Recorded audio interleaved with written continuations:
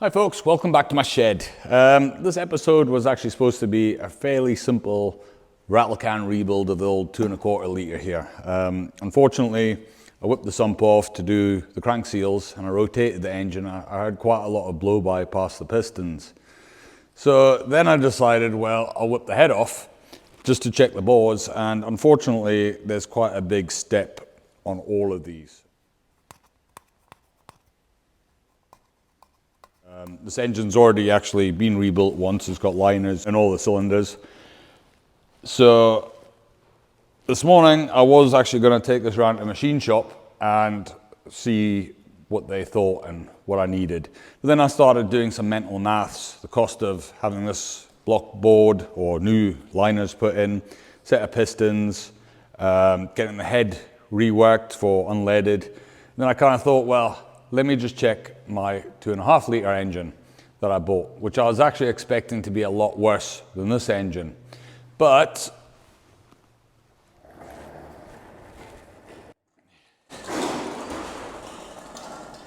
it's actually not that bad. I mean, there's a bit of like light corrosion in the bores, but actually you can scrape most of it off and you've got some nice shiny bores there. The crank's a bit rusty.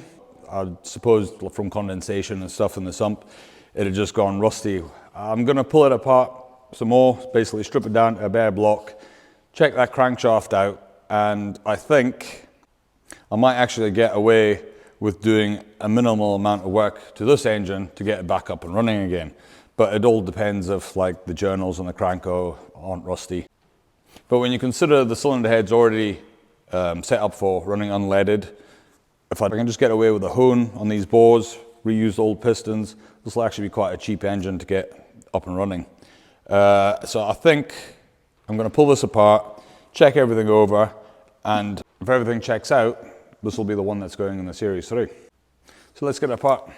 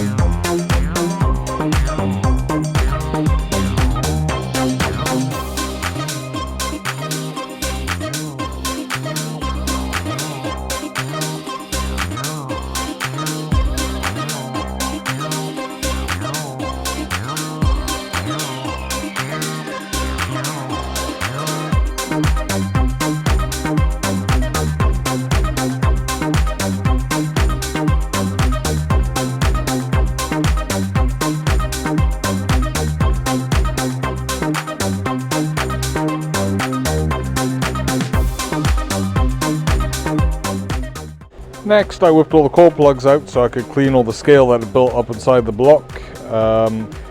Then I went on to giving the block a good clean before giving it a fresh coat of paint and installing some new core plugs. My son kindly tapped all the threads out for me, which saved me a bit of hassle. And then it was on to installing new camshaft bearings, which was way too boring for him to hang around, so he buggered off.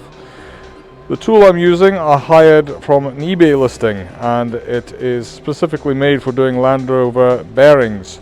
The guy who made the tool, really nice guy, really helpful. I'll put a link in the description of this video to the eBay listing and to his YouTube videos, so if you want to see how it works properly, you can have a look at that. If you need to install new camshaft bearings in your own engine, I highly recommend using a tool like this. It pulls them nice and straight. All you have to do is just line up the holes for the oil galleries, and then pull them in. Really easy, makes a nice job of it, and there's no chance of damaging your new bearings.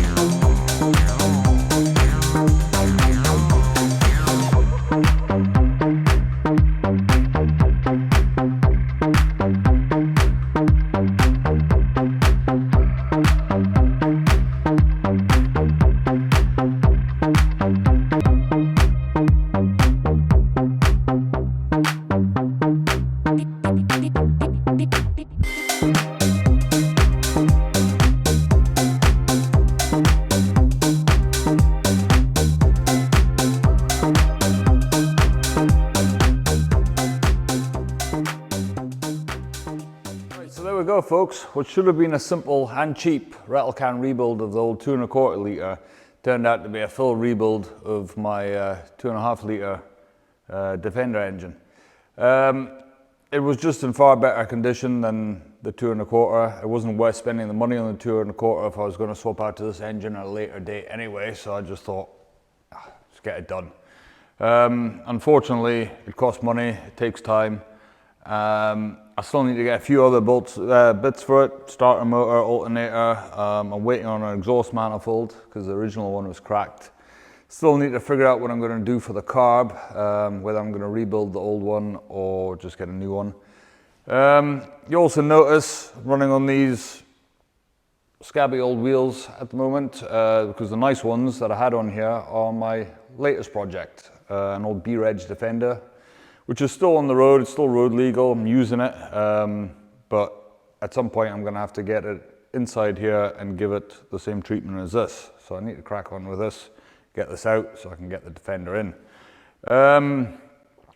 But anyway, I think that's all for this episode. Basically, I've run out of time, run out of money, need to go back to work, and it's 3 o'clock in the morning. I'm tired and it's time to go to bed. So, until next time.